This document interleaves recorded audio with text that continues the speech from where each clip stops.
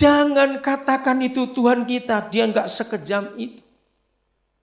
Lihat ayat itu. Seluruh dunia enggak terkecuali.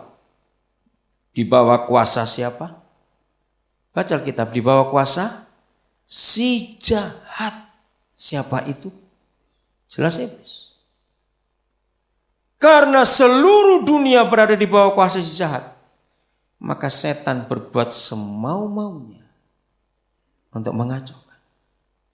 Yohanes 8:44. Papa kita enggak sekejam itu. Bahwa iblislah pembunuh manusia sejak semula. Sejak awal.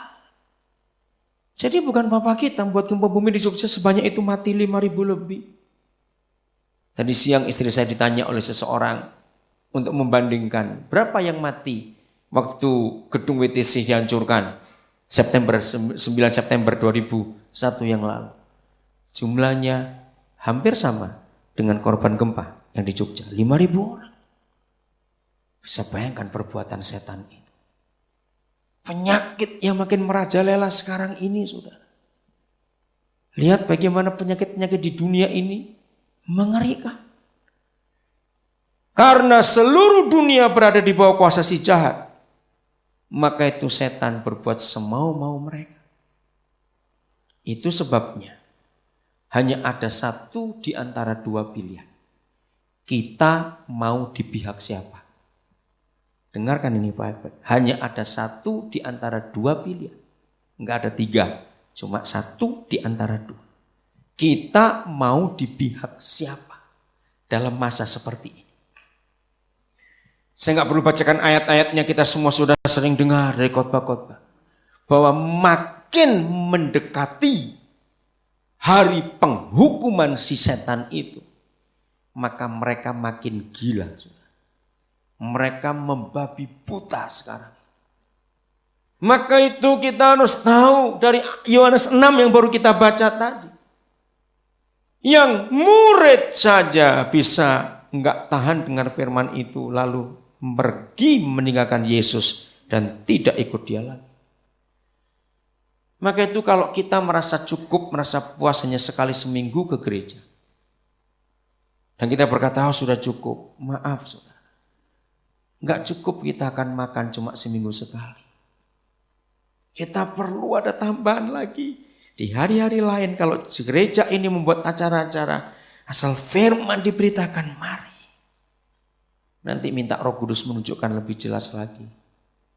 Bahwa semua itu bukan Tuhan kita yang buat. Lalu pertanyaan saudara pasti muncul begini. Loh, kalau gitu Tuhan di mana? Masa dia enggak berkuasa? Tunggu dulu. Dia tetap maha kuasa, enggak sekedar berkuasa saja. Tapi masalahnya, ketika Tuhan menyerahkan otoritas dunia kepada manusia, dan Tuhan enggak pernah ambil lagi. Dan ketika manusia ditipu oleh iblis, dan kuasa dunia akhirnya diambil alih oleh iblis, sejak peristiwa Taman Eden itu, maka Tuhan tidak bisa ganggu gugat. Sejak hari itu seluruh dunia berada di bawah kuasa si jahat. Maka itu mengapa Yesus mengajarkan gereja untuk berdoa, datanglah kerajaan. Artinya kalau gereja sudah bisa menggenapi semua yang Tuhan janjikan, maka kerajaannya akan kembali di bumi, dan disitulah pengambil alihan kekuasaan terjadi lagi. Sekarang belum. Setan masih punya hak atas dunia ini. Mereka masih punya hak mengapa-apakan dunia seenak perut mereka sendiri. Maka itu kalimat pertama ayat 19 1 Yohanes 5, baca baik-baik. Masih ingat tadi? Kita berasal dari Yahweh. Itu kata pertama ayat 19 1 Yohanes 5. Kita berasal dari yang satu itu.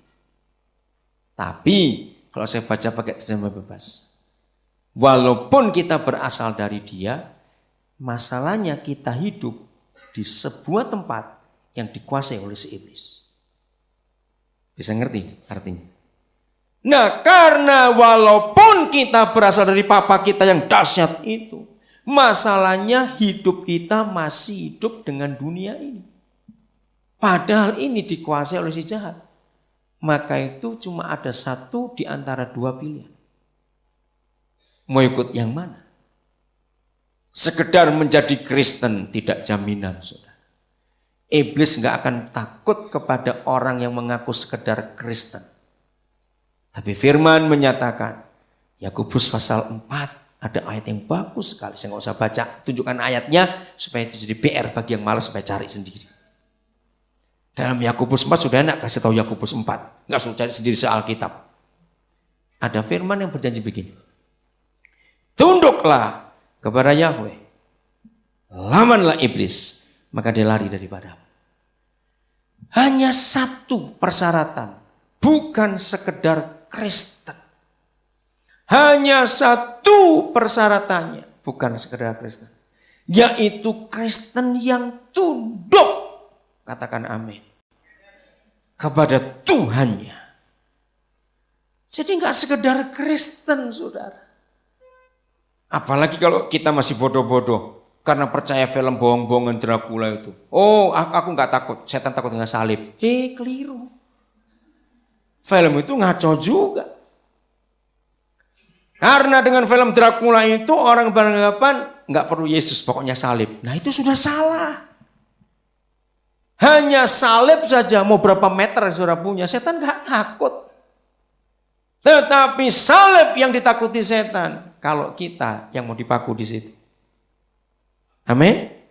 Kenapa setan akan takut kepada kita yang mau disalib?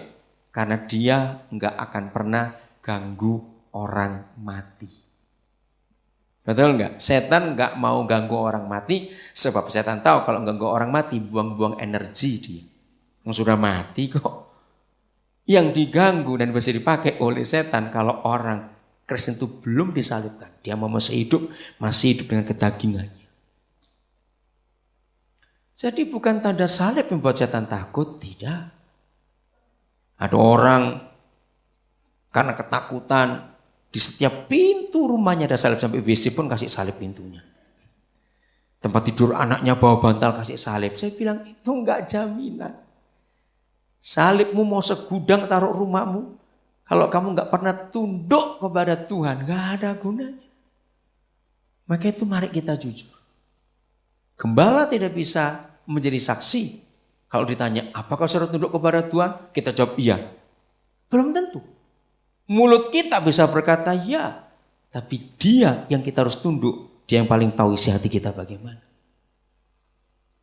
Saudara, ini perkara serius betul. Goncangannya cukup besar 2006 ini, saudara.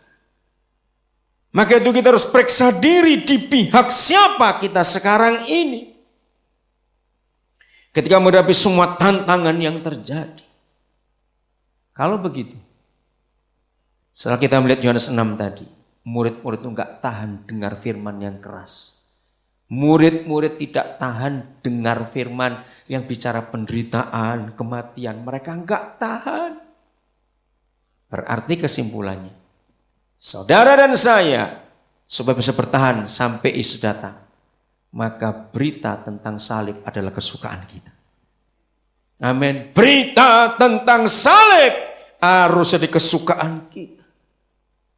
Dan berita ini memang tidak enak. Apalagi setelah kita banyak dengar kesaksian tentang berkat. Kita lupa. Anak-anak muda, jaga dirimu. Tuhan tidak marah kalau kita mewah. Tapi jangan paksakan itu. Justru masa-masa seperti ini, belajar untuk tahan dalam penyangkalan diri. Katakan amin. Jaga supaya kita bisa menang. Hati-hati semua pengguna internet, hati-hati. Makin hari saudara, jaringan yang gak kelihatan lewat internet itu makin ngaco. Sekarang tidak ada satu hal pun yang gak bisa dilihat lewat internet. Betul tidak? Zaman dulu kita perlu ke perpustakaan, kita perlu ke sana. Sekarang enggak, tinggal duduk saja di situ. itu dunia ada dalam kotak itu.